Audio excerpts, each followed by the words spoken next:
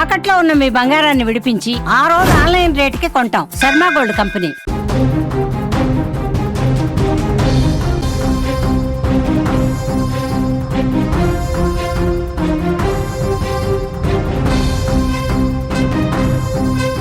Suman TV screen పైన big breaking news చూస్తున్నారు. ధర్మస్థలిలో 100 శవాల కథలో కీలకమైన ట్విస్ట్ తెరపైకి వచ్చింది.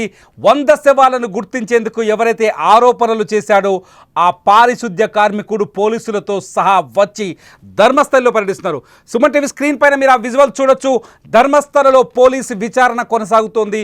ఎక్కడైతే తాను పాతి పెట్టాను 100 శవాలు అని చెప్పాడో ఆ పారిశుద్ధ్య కార్మికుడు, ఆయన ఎవరైతే సిట్ ఉందో సిట్ని తీసుకొని ఆ ప్రాంతాలను గుర్తిస్తున్నారు. ఎక్కడెక్కడైతే తాను 1995 నుంచి 2014 వరకు శవాలను పాతిపెట్టానని చెప్పాడో ఆ శవాలను పాతిపెట్టిన ప్రాంతాలని ప్రత్యేక ఇన్వెస్టిగేషన్ బ్యూరో అధికారులకి చూపిస్తున్నాడు. ఆయనతో పాటు భారీ ఎత్తున పోలీస్ బలగాల్ని మనం స్క్రీన్ మీద చూడొచ్చు. ఒకసారి ఫుల్ ఫ్రేమ్ విజువల్స్ చూస్తే ఒక్కసారిగా పోలీస్ అతను చూడండి, అతను నడుచుకుంటూ వస్తున్నాడు. ధర్మస్థలిలో ఎవరైతే ఆ పారిశుద్ధ్య కార్మికుడు 2014 వరకు తాను 100 శవాలను పాతిపెట్టాను, ధర్మస్థలి నన్ను బలవంతంగా ఆ 100 మహిళల శవాలే, ఆ 100 శవాల్లో మహిళలు ఉన్నారు, అట్లాగే మైనర్ బాలికలు ఉన్నారు, వాళ్ళపైన రేప్ జరిగింది, ఆ తర్వాత ఒంటిపైన గాయాలు చూశాను, ఎక్కువ శవాలు నగ్నంగా వచ్చాయి, నగ్నమైన శవాలనే నేను పాతిపెట్టానంటూ ఎవరైతే జూన్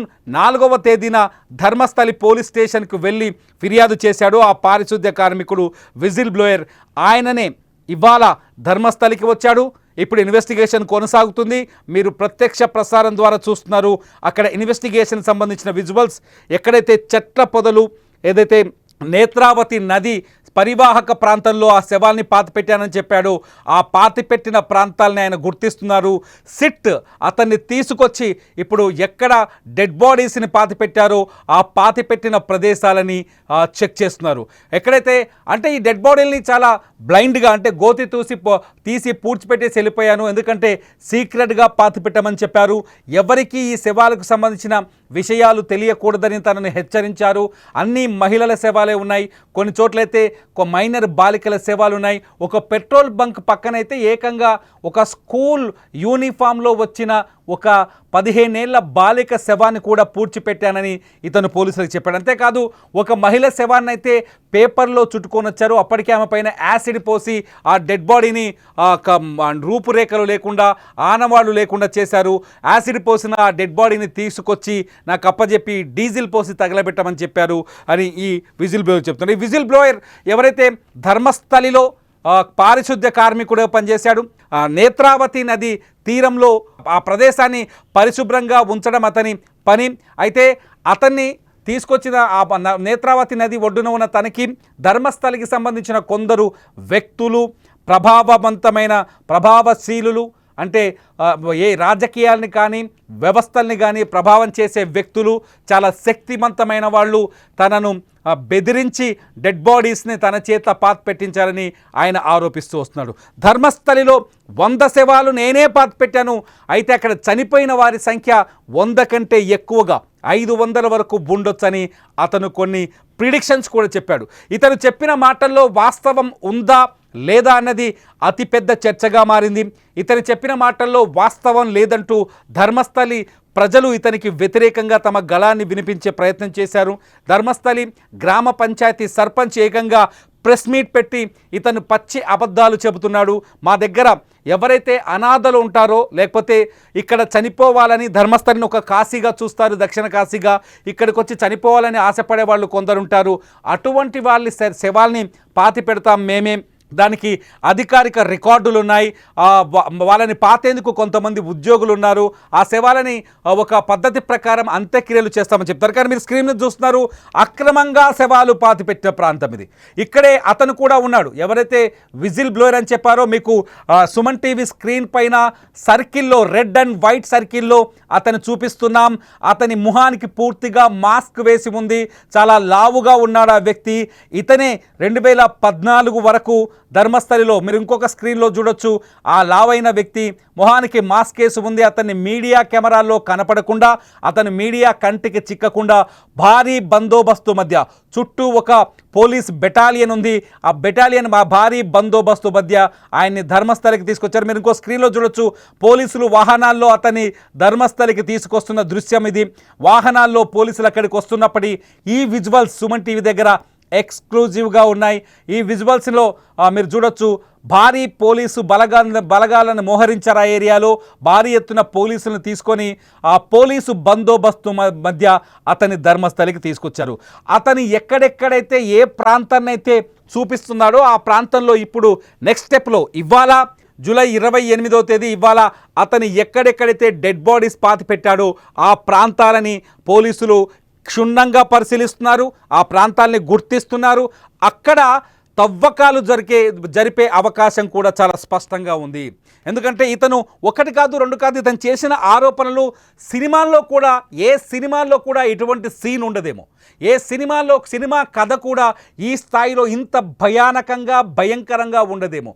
సినిమా కథ కూడా మనం నమ్మలేం. నిజం ఇది. నిజంగా చెప్పాలంటే దేశం మొత్తంలో ఎవ్వరూ నమ్మలేనంత నిజం ఇది. ఇది నిజమైన వార్తే, నిజమైన విషయమేనా? అతను ఉద్దేశపూర్వకంగా చెప్తున్నాడా, నిజంగా చెప్తున్నాడా అర్థం కాని పరిస్థితి. నిజంగా ధర్మస్థలిలో 100 శవాల్ని పాతిపెట్టేంత దుర్మార్గులు ఉన్నారా? వరుసగా మహిళలపైన అఘాయిత్యం చేసి, లైంగిక దాడి చేసి, వాళ్ళ శవాల గొంతుల్ని కత్తులతో కోసేసి, వాళ్ళ శరీరాలని గాయపరిచి, వాళ్ళ శరీరాలపైన గాయాలున్నాయని కూడా చెప్తున్నాడు కదా, వాళ్ళ బట్టలని తీసేసి నగ్నంగా తీసుకొచ్చి పాతి పెట్టాల్సిన అవసరం ధర్మస్థలిలో ఎవరికి ఉన్నది అనేది పెద్ద ప్రశ్నగా మారింది. ఈయన 1995 నుంచి 2014 వరకు ఈయన ధర్మస్థలిలో పారిశుద్ధ్య కార్మికుడిగా పనిచేశానని చెప్తున్నాడు. ఈ స్పాన్లోనే దాదాపు ఈ 95 నుంచి 14 వరకు ఈయన దాదాపు 100 శవాల్ని పాతిపెట్టానని చెప్తున్నాడు. ఆ 100 శవాలలో మొత్తం మహిళలే ఉన్నారని చెప్తున్నాడు. కొన్ని శవాల్ని డీజిల్ పోసి తగలబెట్టానని చెప్తున్నాడు. అంతేకాదు మరికొన్ని శవాలు బాలికలు ఉన్నారు. స్కూల్ యూనిఫామ్ వేసుకున్న అమ్మాయిలను కూడా వదిలిపెట్టలేదు. ఆ దుర్మార్గులు అత్యంత పాశవికంగా ఆ అమ్మాయిలపైన లైంగిక దాడి చేశారు. ఇంగ్లీష్లో చెప్పాలి అంటే రేప్ చేశారని చెప్పినట్టుగా అతని మాటలు అతను పోలీసులకు ఇచ్చిన ఫిర్యాదు ఆధారంగా తెలుస్తుంది. ధర్మస్థలి పోలీసులకు కూడా మైండ్ బ్లాక్ అయింది ఇతను చెప్పిన మాటలు విని. సో ఇందులో నిజాన్ని తేల్చే పనిలో పడ్డ కర్ణాటక ప్రభుత్వం ఎవరైతే ఉందో, సిద్ధరామయ్య ప్రభుత్వం, ఆ ప్రభుత్వం ఒక ప్రత్యేక సిట్ని ఏర్పాటు చేసింది. అడిషనల్ డీజీపీ ప్రణబ్ మహంతి నేతృత్వంలో సీనియర్ ఐపీఎస్ అధికారులు ఈ కేసుని ప్రత్యేకంగా విచారిస్తున్నారు. ఇప్పటికే టీం అంతా సెట్ అయింది. ఆ టీం ఏదైతే కోర్టు పర్యవేక్షణలో జైల్లో ఉన్నాడో ఈ ఆరోపణలు చేసిన వ్యక్తి, అతన్ని తీసుకొని ఇవాళ ధర్మస్థలికి తీసుకొచ్చింది. ఆ వాహనాల్లో, ప్రత్యేక వాహనాల్లో తీసుకొచ్చి, ఎక్కడ పాతి పెట్టావు మహానుభావ నువ్వు ఆ శవాల్ని, నువ్వు చెప్పింది నిజమేనా, ఇది అబద్ధమా, ముందు నువ్వు శవాలు పాతి పెట్టిన ప్రాంతాన్ని చూపించు అంటూ అతన్ని తీసుకొస్తే, అతను ఆ పోలీసులను తీసుకుపోతున్న వీడియో చూస్తే కళ్ళు బయలు గమ్ముతున్నాయి. నిజంగానే ఇక్కడ శవాల్ని పాతి పెట్టారా? ఇప్పుడు ఇవే ప్రశ్నలు తెరపైకి వస్తున్నాయి. నిజంగానే ఇక్కడ శవాలని పాతి పెట్టారా? నిజంగానే ఈ ప్రాంతంలో ఈ వ్యక్తి, ఇప్పుడు మీరు స్క్రీన్లో చూస్తున్నారు విజువల్స్ చూస్తున్న ప్రాంతంలో డెడ్ బాడీస్ ఉన్నాయా? ఆ 100 మంది మహిళల శవాలు ఇక్కడ దొరుకుతాయా? దొరికితే ఇది ప్రపంచంలోనే అతి భయంకరమైన సంఘటన అవుతుంది. ప్రపంచంలో ఎక్కడ, ఏ దేశంలో ఎప్పుడు వెలుగు చూడనంత భయంకరమైన సంఘటన అవుతుంది. భారతదేశ కీర్తి ప్రతిష్టలకు సంబంధించిన అంశం అవుతుంది.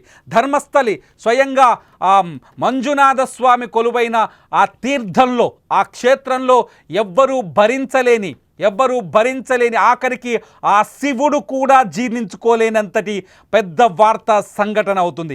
అటువంటి పరిస్థితుల్లో ఈ విజిల్ బ్లోయర్ ఎవరైతే ఈ స్వీపర్గా పనిచేసిన ఈ వ్యక్తి ఉన్నాడో, మీకు విషయం తెలుసా, సుమన్ టీవీ ధర్మస్థలికి వెళ్ళింది. అక్కడ వెళ్ళి ఆ పరిసరాలన్నింటినీ షూట్ చేసింది. ఆ పరిసరాల్లో ఉన్న ప్రజల అభిప్రాయాలను తెలుసుకుంది. అక్కడ ఉన్న ప్రజల అభిప్రాయాలు మీరు స్క్రీన్ మీద చూసిన విజువల్స్, సుమన్ టీవీ ఎక్స్క్లూజివ్గా రికార్డ్ చేసిన విజువల్స్. అక్కడికి వెళ్ళింది Suman TV. Dharmasthali ground report videos మీరు సుమన్ టీవీలో చూడొచ్చు. ఆల్రెడీ గ్రౌండ్ రిపోర్ట్లో అక్కడి ప్రజల ఒపీనియన్ ఏంటి, ఈ 100 శవాల కథ వెనుకున్న మిస్టరీ ఏంటి, అసలు ఆ సౌజన్య అనే అమ్మాయిని ఎవరు చంపేశారు, సౌజన్య ఎందుకు మర్డర్ కేసు ఎందుకు మిస్టరీగా వీయలేదు, ఈ అంశాలన్నింటినీ మీకు సుమన్ టీవీలో ఇదివరకే మీరు వీడియోస్ చూడొచ్చు. అయితే ఇప్పుడు ఆ వ్యక్తి ధర్మస్థలికి రావడం, ఎవరైతే ఆరోపణలు చేశాడో ఆ ఆరోపణలు చేసిన వ్యక్తి ధర్మస్థలికి రావడం, ధర్మస్థలిలో ఆ శవాలు పాతిపెట్టాను, నేను ఈ ప్రాంతంలోనే శవాల్ని పాతిపెట్టాను, ఈ చోటనే నేను గోతి తీసి శవాల్ని పూర్తి చేశాను. మీరు ఈ విజువల్స్లో చూడొచ్చు, అతను బాక్స్లో కనిపిస్తున్న విజువల్ చూడొచ్చు. ఇప్పుడు అతను ఆ ప్లేస్లో నేను శవాల్ని పాతిపెట్టానని అక్కడ సిట్ అధికారులకు పోలీసులకు చెప్తున్నాడు.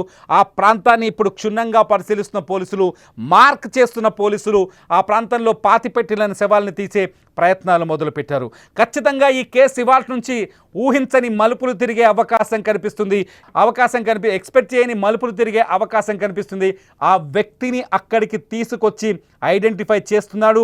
ఒకవేళ అతను చెప్పిన చోటల్లా శవాలు దొరికితే ఇది నిజంగానే భయంకరమైన సంఘటన. చూడాలి అతను ఎక్కడైతే శవాలు పాతిపెట్టాడో ఆ వ్యక్తి చెప్పిన చోట శవాలు దొరుకుతాయా లేదా అన్నది ఇప్పుడు అతిపెద్ద మిస్టరీగా మారుతుంది. అతను చెప్పిన మాటలు ఒకసారి మళ్ళీ రిపీట్ చేస్తున్నా, ఒకసారి వినండి. అతనేం చెప్పాడు? జూన్ 4వ తేదీన ధర్మస్థలి పోలీసుల దగ్గరికి వచ్చాడు. ఒక రిపోర్ట్ పట్టుకొచ్చాడు తన వెంట. అట్లాగే ఒక బ్యాగ్ని, ఒక సంచిని కూడా మోసుకొని వచ్చాడు. ఆ సంచిలో ఏమున్నాయని పోలీసులు చూస్తే భయంకరమైన నిజాలు ఉన్నాయి. ఆ సంచిలో ఎముకలు ఉన్నాయి. అవి ఒక మహిళనంట తను పాతిపెట్టిన చోట సాక్ష్యం చెప్పడం కోసం, సాక్ష్యంగా చూపించడం కోసం ఒక మహిళను పాతిపెట్టిన చోట ఆమె అస్థిపంజరాన్ని వెలికితీసి, మళ్ళీ తవ్వి వెలికితీసి, పోలీసులు నమ్మరు అనే ఉద్దేశంతో వెలికితీసి ఆ ఎముకలన్నింటినీ బ్యాగ్లో వేసుకొని, ఆ బ్యాగ్ని భుజాన వేసుకొని జూన్ 4వ తేదీన ధర్మస్థలి పోలీసుల దగ్గరికి వచ్చాడు. ధర్మస్థలి పోలీసుల దగ్గరికి వచ్చి తన ఫిర్యాదు చూస్తే పోలీసులే అవాక్కైపోయారు. నిజమా? ఇక్కడ 100 మందిని పాతిపెట్టారా? ఇక్కడ మహిళలపైన అఘాయిత్యం జరిగిందా? ఇక్కడ మహిళలపైన రేప్ జరిగిందా? నిజమా ఈ విషయం అని షాక్ అయిపోయారు. వెంటనే ఈ విషయం అంతా దేశవ్యాప్తంగా సంచలనం సృష్టించింది. అతను చెప్పిన మాటల ప్రకారం 1995 నుంచి 2014 వరకు తాను 100 శవాలని అక్కడ పాతిపెట్టానని చెప్తున్నాడు. ఆ శవాల పాతిపెట్టడం వెనుక ధర్మస్థలిలో కీలకంగా ఉండే కొందరు రాజకీయ నాయకులు, ప్రభావశీలమైన వ్యక్తులు, అక్కడ శక్తివంతమైన వ్యక్తులు, వాళ్ళ ద్వారానే, వాళ్ళు బెదిరించడం ద్వారానే, వాళ్ళు ఇవ్వటం వల్లే ఆ శవాల్ని పాతిపెట్టానని చెప్పాడు. ఆ తర్వాత 2014 వరకు అతన్ని బెదిరించి హత్య చేస్తామని బెదిరించడం వల్ల వరుసగా శవాలని పాతిపెట్టానని చెప్పుకుంటూ వచ్చాడు. 2014లో తమ కుటుంబంలోని, అంటే 2003లో ఒక బాలిక శవాన్ని పాతానని, అట్లాగే 2008లో ఒక మహిళ శవాన్ని పాతానని, వాళ్ళ ఆ పాతిపెట్టిన శవాల ప్రాంతాలు కూడా చెప్పాడు. అంతేకాదు అలా పాతిపెట్టిన శవాల్ని 2014కు వచ్చేసరికి తమ కుటుంబంలోని ఒక బాలిక పైన కూడా, ఒక మైనర్ బాలిక పైన కూడా ఇదే తరహా లైంగిక దాడి జరిగింది. ఆ దాడి జరిగిన విషయం తెలిసిన వెంటనే నేను ఇక్కడుంటే నా జీవితం నాశనం అయిపోతుందనే భయంతో అక్కడి నుంచి నేను పారిపోయాను. పక్క రాష్ట్రానికి పారిపోయి తల దాచుకొని 11 ఏళ్ళు బతికాను. ఆ 11 ఏళ్ళు నరకాన్ని అనుభవించాను. ఆ పాప భీతి నన్ను వెంటాడింది అంటూ పోలీసులకు అందించిన ఫిర్యాదులో అతను పేర్కొన్నాడు. ఎప్పుడైతే తిరిగి 2025లో మళ్ళీ ధర్మస్థలికి వచ్చిన ఆ వ్యక్తి పోలీసుల దగ్గరికి వెళ్ళి ఫిర్యాదు చేస్తూ, ఎందుకురా నాయన నువ్వు ఇప్పుడు ఫిర్యాదు చేస్తున్నావు, హత్యలు చేసిన రోజుల్లో, ఆ శవాల్ని పాతిపెట్టిన రోజుల్లో ఎందుకు చేయలేదంటే, ఇప్పుడు వాళ్ళకి సరైన రీతిలో అంత్యక్రియలు జరగకపోవడం వల్ల వాళ్ళ ఆత్మలు ఈ భూమిని విడిచి వెళ్ళిపోవు, ఈ లోకంలోనే ఉంటాయి, అవి నన్ను వెంటాడుతాయి, ఆ పాప భీతి నాకు నిద్ర లేకుండా చేస్తున్నాయి. వాళ్ళ శరీరాల్ని వెలికి తీసి వాళ్ళకి సరైన వాళ్ళ కులాలు, వాళ్ళ మతాల ఆధారంగా, సంప్రదాయాల ఆధారంగా ఆ శవాల్ని మళ్ళీ తిరిగి అంత్యక్రియలు చేస్తే నాకు ఆ పాప భీతి తగ్గుతుంది. అందుకోసమనే నేను పోలీసులను ఆశ్రయించాను. ఈ భయంకరమైన నిజాన్ని తన గొంతులో దాదాపు 11 ఏళ్ళు, అంటే ఒక రకంగా చెప్పాలంటే 30 ఏళ్ళు దాచుకున్న, ఆ గొంతులో దాచుకున్న ఆ నిజాన్ని ఇప్పుడు వెలుగులోకి తెచ్చానని చెప్పుకొచ్చాడు. అతను చెప్పిన మాటలు విని ఒక్కసారిగా కర్ణాటక రాష్ట్ర ప్రభుత్వం అదిరిపడింది. అంతేకాదు అక్కడ రాజకీయ దుమారం చెలరేగింది. కొందరు చెప్తున్నారు ధర్మస్థలి మంజునాథ స్వామి క్షేత్రం, అక్కడికి దేశ నలుమూలల నుంచి అనేక మంది అక్కడికి వస్తారు. ఆ మంజునాథ స్వామి క్షేత్ర ప్రతిష్టను, ఆ మంజునాథ క్షేత్ర పవిత్రతను తగ్గించేందుకే ఈ వ్యక్తి ఈ నాటకం ఆడుతున్నాడనే విషయాన్ని కొందరు కొట్టిపడేశారు. అంతేకాదు రాష్ట్ర ప్రభుత్వం కొందరు వ్యక్తుల్ని కాపాడే ప్రయత్నం చేస్తుంది, కొందరిని కావాలని ఉద్దేశపూర్వకంగా రక్షించే ఉద్దేశంతో పనిచేస్తుంది అంటూ సోషల్ మీడియాలో సామాజిక సంఘాలు, సామాజిక మాధ్యమాల్లో కామెంట్ చేశారు ఇంటర్వ్యూలు ఇచ్చారు, సోషల్ మీడియాలో అటువంటి చాలా చూసాం. ఇదంతా పక్కన పెడితే ఏకంగా కర్ణాటక మహిళా కమిషన్ అధ్యక్షురాలు నేరుగా ప్రభుత్వానికి ఒక లేఖ రాశారు. ధర్మస్థలిలో ఏం జరుగుతుంది, ధర్మస్థలిలో జరిగిన హత్యల ఆరోపణల వెనుక, ధర్మస్థలిలో 100 శవాలు పాతిపెట్టానని ఆ వ్యక్తి చెప్తున్న ఆరోపణల వెనుక నిజాన్ని వెలికి తీయాలి అంటే మీరు ఖచ్చితంగా ప్రత్యేక దర్యాప్తు బృందాన్ని ఏర్పాటు చేయాలని ఆ మహిళా కమిషన్ కోరింది. ఎప్పుడైతే మహిళా కమిషన్ కోరిందో అప్పుడే కర్ణాటక ప్రభుత్వం ఇమీడియట్లీ స్పెషల్ ఇన్వెస్టిగేషన్ టీంని ఏర్పాటు చేసింది. ఆ స్పెషల్ ఇన్వెస్టిగేషన్ టీం మీరు చూస్తున్నారు ఫోటో, ప్రణబ్ మహంతి నేతృత్వంలో, అడిషనల్ డీజీపీ ఆయన నేతృత్వంలో ఆ స్పెషల్ ఇన్వెస్టిగేషన్ టీం ఫామ్ అయింది ధర్మస్థలిలో. ఈ వ్యక్తికి సంబంధించి ఎవరైతే ఈ హత్యలు చేశానని చెప్పిన వ్యక్తితో కోర్టు పరిధిలో ఉన్నాడు ఆయన, అతన్ని సురక్షితంగా భద్రంగా కాపాడుతున్నారు, భారీ సెక్యూరిటీ ఇస్తున్నారు. ఎందుకంటే అతని ప్రాణాలకి ముప్పు కూడా ఉంది. మీరు అతను కోర్టుకు వచ్చిన విజువల్స్ ఇప్పుడు స్క్రీన్లో చూస్తున్నారు. అతని ప్రాణాలకు ముప్పు ఉంది. అతని కోర్టులో కోర్టు పరిధిలో ఉన్న అతన్ని విచారించి అతని ఒపీనియన్ తీసుకున్న తర్వాత ఇవాళ ధర్మస్థలికి వెళ్ళారు. ధర్మస్థలిలో అతను ఒక్కొక్క శవాన్ని ఎక్కడెక్కడ పాతిపెట్టాడో చెబుతున్నాడు. మీరు స్క్రీన్ పైన చూస్తున్న విజువల్స్ ధర్మస్థలి నుంచి మాకు ప్రత్యేక మాధ్యమం ద్వారా అందుతున్న విజువల్స్. ఈ విజువల్స్లో ఆ వ్యక్తి చూపిస్తున్నాడు ఎక్కడ ఒక చెట్ల పొదల్లో, అంటే ధర్మస్థలి నేత్రావతి నది పరివాహక ప్రాంతంలో చెట్ల ఏపుగా పెరిగిన ఒక చెట్ల పొదల్లో ఆ శవాల్ని పాతిపెట్టిన ప్రాంతాన్ని అతను గుర్తిస్తున్నాడు. ఆ ప్రాంతాన్ని ప్రత్యేక పోలీస్ ఇన్వెస్టిగేషన్ టీం మార్క్ చేస్తుంది. ఇక్కడ తవ్వకాలు జరిపే అవకాశం ఉంది. అంతేకాదు ఎవరైతే ఈ వ్యక్తి ఉన్నాడో, నేను 100 శవాల్ని పాతిపెట్టానని చెప్పిన వ్యక్తి ఉన్నాడు, అతనికి నార్కో అనాలిసిస్ టెస్టులు చేయాలనే పిటిషన్ కూడా కోర్టులో ఉంది. నార్కో అనాలిసిస్ టెస్ట్ చేయడం వల్ల అతని మానసిక స్థితి తెలుస్తుంది, అతని మానసికంగా సరిగ్గా ఉన్నాడా లేడా అనే విషయం బయటపడుతుంది. అంతేకాదు 11 ఏళ్ల పాటు అతను ఎక్కడికి పారిపోయాడు, ఎక్కడ తలదాచుకున్నాడు, ఈ 11 ఏళ్ల పాటు ఎందుకు అతను ఈ విషయాన్ని బయటకు చెప్పలేదు, ఇతను చెప్పే మాటల్లో వాస్తవం ఎంతుంది, వీటన్నింటినీ వెలికి తీసే అవకాశం కనిపిస్తుంది. ధర్మస్థలి కథ వింటుంటే రెండో కథ ఒకటి కనిపిస్తుంది. ఇక్కడికి చాలామంది ధర్మస్థలి క్షేత్రాన్ని చూసేందుకు భక్తులు వస్తుంటారు. వచ్చిన భక్తులు చాలా స్వేచ్ఛగా విహరిస్తుంటారు. అంతేకాదు ధర్మస్థలి కొంత అటవీ పరివాహక ప్రాంతం, నదీ పరివాహక ప్రాంతం, అటవీ ప్రాంతం, చుట్టూ అటవీ ఉంటుంది, మధ్యలో ధర్మస్థలి క్షేత్రం ఉంటుంది. నదీ పరివాహక ప్రాంతం, నేత్రావతి నది ధర్మస్థలి క్షేత్రం నుంచి అక్కడికి ప్రవహిస్తూ ఉంటుంది. ఈ నేత్రావతి నది ఒడ్డునే ఇతను శవాలు పాతానని చెప్పాడు. ఎందుకంటే నది ఒడ్డున శవాల్ని పాతిపెట్టడం వల్ల అవి వేగంగా కుళ్ళిపోతాయి, అవి వేగంగా మట్టిలో కలిసిపోతాయి అని చెప్పేసి ఆ ఉద్దేశంతో పాతిపెట్టానని చెప్తున్నాడు. అంతేకాదు ధర్మస్థలి ప్రజలు ఏం చెప్తున్నారంటే, ధర్మస్థలి ప్రాశస్త్యం తగ్గించే ఉద్దేశంతో ఇతను ఆరోపణలు చేస్తున్నాడు అన్న వాళ్ళు ఏం చెప్తున్నారంటే, ధర్మస్థలి అనేది దక్షిణ కాశీ, ఇక్కడికి కేరళ నుంచి కావచ్చు, కర్ణాటక నుంచి కావచ్చు, తెలంగాణ నుంచి కావచ్చు, మహారాష్ట్ర నుంచి కావచ్చు, ఆంధ్రప్రదేశ్ నుంచి కావచ్చు పర్యాటకులు వస్తుంటారు, మినిస్టర్లు వస్తుంటారు, సినిమా యాక్టర్లు వస్తుంటారు. ఈ ప్రాంతంలో చనిపోవాలని కోరుకునే వాళ్ళు కూడా చాలామంది ఇక్కడికి వస్తారని చెప్తారు. ఇక్కడికి వచ్చి ప్రాణం విడిస్తే, మనం చాలామంది కాశీకి వెళ్తే అక్కడ కైలాసంలో కలిసిపోయినట్టే అనుకుంటాం కదా, చాలామంది మనలో ఆ భావం అటువంటి భక్తి మనలో ఉంది. ఒక రకంగా చెప్పండి, ఆ భావం భావజాలం మన దగ్గర ఉంది. హిందువులు చాలామంది అలాగే అనుకుంటారు. కాశీకి వెళ్ళి ప్రాణాలు అక్కడే కోల్పోతే స్వయంగా ఆ శివుడిలో ఐక్యమైపోయినట్టు లెక్క అని చెప్పేసి. సేమ్ ధర్మస్థలి కూడా అలా చాలామంది వస్తుంటారు. ఇక్కడే జీవితంలో చివరి అంకాన్ని గడుపుతూ ఉంటారు.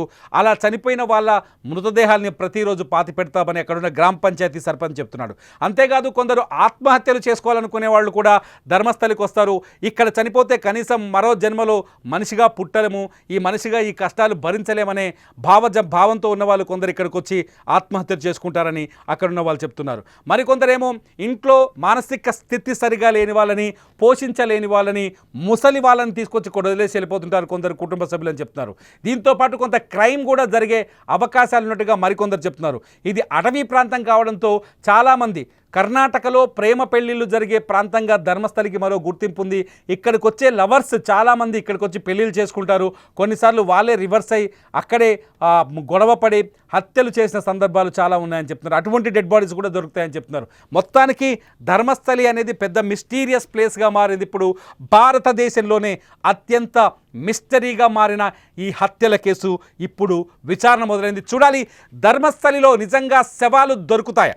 ఆ వ్యక్తి మాజీ పారిశుద్ధ్య కార్మికుడు చెబుతున్నట్టుగా ధర్మస్థలిలో శవాలు దొరుకుతాయా? ఆ 100 శవాలని వెలికి తీస్తాడా ఇతను?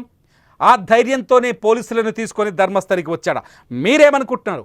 ఈ వీడియో కింద కామెంట్ చేయండి. ధర్మస్థలిలో ఉన్న ఈ శవాలని ఏదైతే కర్మస్థలిగా మారుస్తున్న ఈ శవాల గుట్టు రట్టవుతుందనుకుంటున్నారా? ఈ వ్యక్తి ఆ శవాలను గుర్తిస్తాడా? మీరేమనుకుంటున్నారో వీడియో కింద చూడండి. ధర్మస్థలి అప్డేట్స్ కోసం చూస్తూనే ఉండండి సుమన్ టీవీ డిజిటల్ లైవ్, అట్లాగే సుమన్ టీవీ లైవ్.